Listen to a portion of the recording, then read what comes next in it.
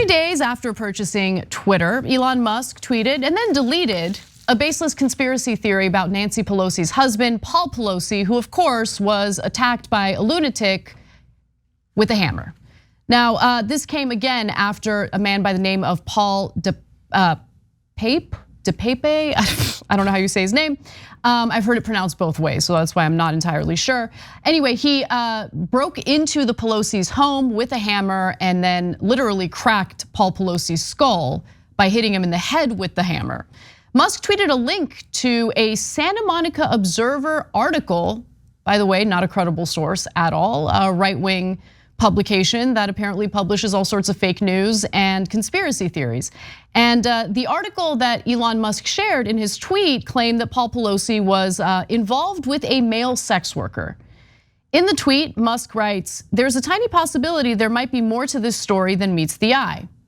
Now, it's unclear why he decided to delete that tweet later. It could be because he's spreading conspiracy theories and disinformation on a platform that's supposed to attract advertisers, and maybe advertisers wouldn't be as interested advertising on that platform if the owner of that platform is putting out these gross homophobic conspiracy theories about a man who was just viciously attacked. Say what you will about the Pelosis, no one deserves to be attacked like that, okay, period.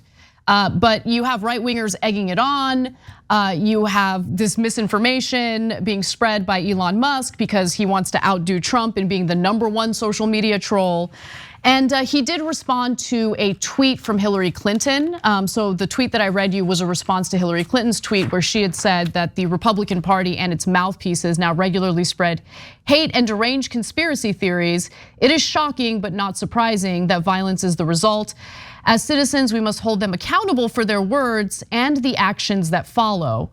Now, the perpetrator here, DePape, was charged today, which is just really unacceptable behavior. I mean, the fact that we would have a violent criminal who violently assaulted someone get criminally charged and possibly spend time behind bars is just completely unacceptable, right? Anyway, so during a Mirandized and recorded interview with the San Francisco Police Department, DePape was very clear about what he wanted to do to Nancy Pelosi in particular. He told the San Francisco Police Department he was going to hold Nancy Pelosi hostage. If Nancy were to tell DePape the truth, he would let her go, and if she lied, he was going to break her kneecaps. He's officially been charged with assault of an immediate family member of a US official and also attempted kidnapping of a US official on account of the performance of official duties. That's a lot, but I'm curious what you think about all of this, Ben. By the way, I'm being sarcastic about charging him criminally. He should be behind bars. 100. That's what sane people think. Anyway, yes, 100%. And the fact that we've allowed in any respect the false perception that we on the left do not believe also in law and order is insane.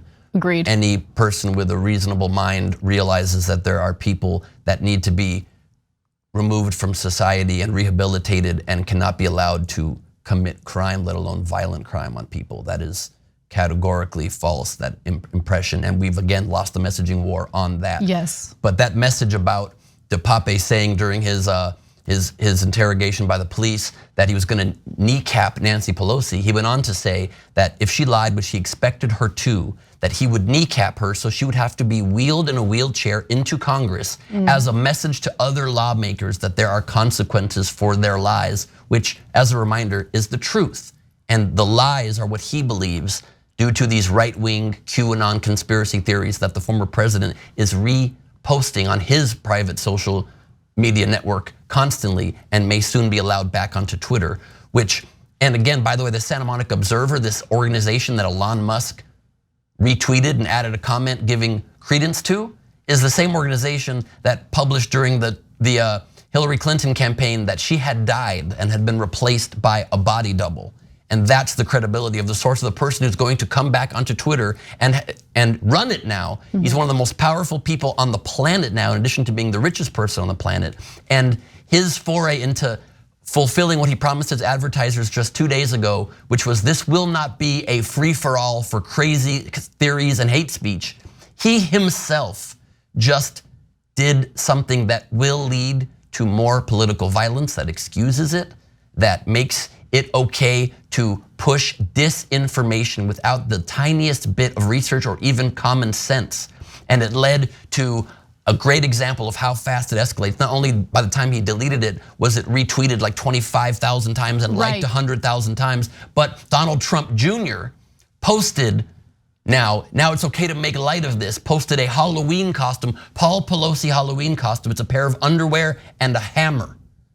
And that is something you can make light of now. Literally political violence. This disgusting person you see on your screen right now dares make light of a hammer, attack to the brain of an elderly man is so disgusting. And if he can make that joke, of course it means that people out there that don't have the public scrutiny and the money and the position in life, that feel desperate and feel lied to and feel marginalized through these lies, will commit political violence again. That tweet about the hammer costume should be illegal and should be punished. And how do you put that back in the bag? Certainly not by allowing Elon Musk, who proved himself already to be so irresponsible, to be in charge of our public square. You know, they're never gonna stop doing this. This is what they do, right? They, first of all, they live for the trolling. They love to incite violence toward their political opponents. They do it all day on social media. It's what they live for. So I'm not surprised at conspiracy theories being shared about Paul Pelosi. I'm not surprised that the incitements for violence or toward violence continue. I don't know what the solution is, right? What do? We need consequences. We need consequences for inciting violence at the very least. It's just not gonna happen. It's not. I don't know what the solution is, because there won't be any consequences. They're gonna keep inciting violence. I mean, how many examples do we have to provide to show that they incite violence? This is what they do. And then they turn around, by the way, this is the thing about the right wing. Then they turn around and claim that culturally, some groups of people tend to be more violent than others, culturally. And that's usually when they want to make a disgusting racist point. And by culturally, I guess he means under his breath, coke addicted white people, in my opinion, not proven, but coke addicted white people like Don Jr. I mean, we're speculating that he likes to do. My opinion. Yeah, it is also. We're all out opinions, I guess. It's also my opinion. He does look a little strung out. Just saying, opinion, not fact, because we don't know for sure. But nonetheless, look, it's a scary time right now for politicians. Democratic politicians. It's a scary time for members of the media who are targeted by various right-wing commentators and goons like Tucker Carlson, for instance. And we're living in a country that is dealing with, I don't even know, just a massive population of people who have severe mental health issues, but don't have the healthcare necessary to get the care that they need to get things under control. And they are being exploited by right-wingers who want to incite violence toward their political opponents. This is why we keep seeing more and more mass shootings. Also, yes, we have laxed gun laws and we're swimming in a country of guns. All of these things are a recipe for disaster. And so in this case, luckily this guy didn't have a gun, but he did some serious damage with a hammer. And the real question is, what are we gonna do to keep people safe? What are we gonna do to maybe ensure that everyone has access to the mental health care they need? Like this guy, just reading about him and reading about his past and some of the things that he wrote in his blog, he was disturbed, to say the least. And people who have that mindset or might have an undiagnosed, untreated mental health issue, they get played by these right-wingers inciting violence, and it's terrifying. And it's crazy that he was able to get into the Pelosi's home and do what he did. I don't know what else to say about it, because I don't think the right wing is ever gonna stop. They have already tested, the boundaries. They've tested our legal system. They've tested the Democratic Party and how far the Democratic Party is willing to go in terms of accountability. And the message that they've received over and over again is that they can do what they're doing, they can keep doing what they're doing with no consequences. So why wouldn't they? They don't care. You think they're worried about us talking about how they're bad people? They love it, they live for that too. So yeah, this is just the situation we're dealing with. It's very dire, and I don't know what the answer is.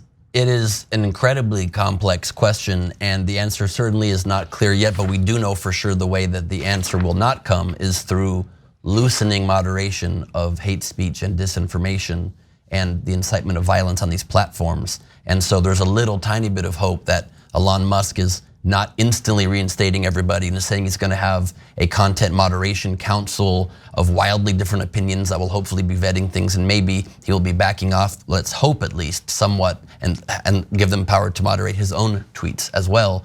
But it certainly won't happen with this free-for-all of treating violent and hateful rhetoric as though that is equally permissible free speech. That is not, that is dangerous to both people's lives and to the future of the country. And I know our Congress is certainly not known for its ability to get a lot of very effective change done, but there is a spate of legislation that is on the table that is being discussed where they, and that's what maybe what could come out of the hearings they have been holding with these social media companies, that they might put restrictions on these platforms as to what kind of moderation they must implement on their platforms, and that would be a very good thing. Again, never to take away the free open exchange of ideas or free speech that we hold so dear in this country, but absolutely to stop disinformation that leads to violence and death, even the death of our democracy. Thanks for watching The Young Turks, really appreciate it. Another way to show support is through YouTube memberships. You'll get to interact with us more. There's live chat emojis, badges.